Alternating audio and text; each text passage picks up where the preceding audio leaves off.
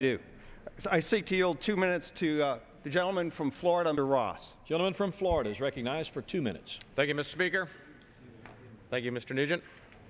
Today I rise to offer my support to hold the Attorney General in contempt of Congress. In December 2010, Border Patrol agent Brian Terry was killed with a gun that was allowed to walk across the border as a result of Operation Fast and Furious.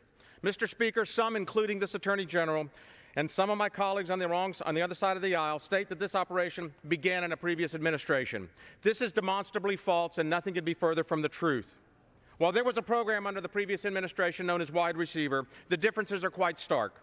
Under Wide Receiver, weapons were tracked, the Mexican government was involved, and no one died as a result of that operation. In fact, Operation Wide Receiver ended in late 2007, nearly 2 years before Fast and Furious began, and nearly 9 months before this president was sworn into office. Fast and Furious allowed guns to walk across the Mexican border with no tracking, no involvement by Mexican officials. Over 2,000 firearms disappeared across the border under this failed operation. Hundreds of Mexicans are dead because of this failed operation. An American hero and United States Marine, Agent Brian Terry, is dead because of this failed operation. Agent Terry stood his ground and told moms and dads across America that no one would hurt their children on his watch.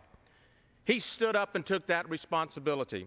To this day, and I mean no one in this administration has had the guts to stand up and say, "It was my fault."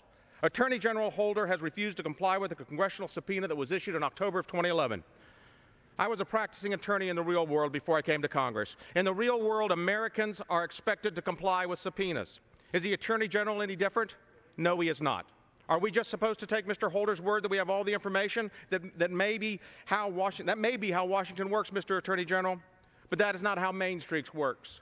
Mr. Attorney General, what are you hiding? What are you hiding from the Brian Terry family? What are you hiding from the American public? I've said it before and I will say it again. You can delegate authority, but you cannot delegate responsibility. Mr. Speaker, the Attorney General can stonewall all he wants. The Attorney General can misremember all he wants. But whether he likes it or not, today responsibility will land on his desk. Mr. Speaker, I applaud Chairman Issa for his steadfast leadership in the pursuit of the truth. I applaud my colleagues on the other side of the aisle who are putting the search of truth before party.